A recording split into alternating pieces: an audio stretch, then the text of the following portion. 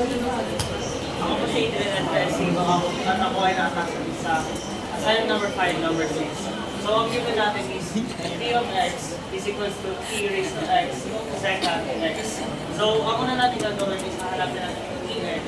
So, ang mangyari is t prime of x is equal to px derivative of yung sec x plus secant x times p over dx times dx. So next, yung gagawin natin is p prime of x is equals to px. Kasi i-parenthesis natin sila secant x plus tan x. Kasi nakuha natin dito pag connect natin sila. Tapos parenthesis plus, lalagyan natin sila ng braces para hindi sila mag-back. So, parenthesis, secant x times p of x. So dahil nga naka-brace sila, hindi natin sila mag-back, hindi natin sila papakalaman. So next na ang gagawin natin is hagdanan sila. So ang answer natin